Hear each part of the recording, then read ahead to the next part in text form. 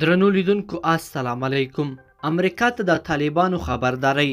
د افغانستان هوایي حریم نور د بي پیلوټ الوتکو او پروازونو پر مټ منقضوي. د طالبانو اسلامي امارت پر امریکا متحده ایالاتو تور لګولی چې د بي پیلوټ الوتکو په وسیله د افغانستان هوایي حریم نقض کړی دی.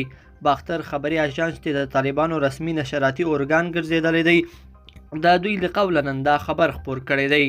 د طالب مشرانو په خبره د متحده ایالاتو بي پیلوټ الوتکې اوس هم د افغانستان په هوایي حریم کې را څرګندېږي چې دا کار هم د اړوندو نړیوالو قوانینو او هم دوی سره د امریکا د دوحې د تړون خلاف عمل دی.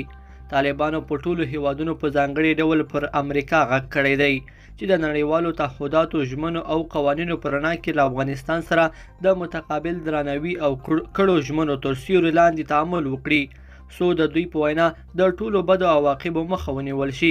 امریکایي چارواکو د طالبانو دغه ادعا او خبرداري ته تر اوسه پورې کوم غبرګون نه دی ښودلی. مخکې امریکایي چارواکو ویلي وو چې په افغانستان کې د القاعدې ډلې فعالیتونه بیا په پیلېدو دي او دغه راز داعش ډله د پیاوړتیا په حال کې ده.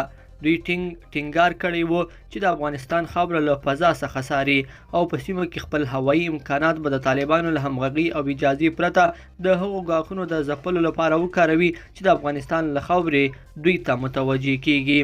لیدونکو په دې هیله چې دا مطلب به مو راسره تر پایه پورې لیدلی وي. که مو دا ویډیو خوښه شوې ویډیو لایک کړئ، د سره او چینل سبسکرایب کړئ. تر بیا ښه وخت.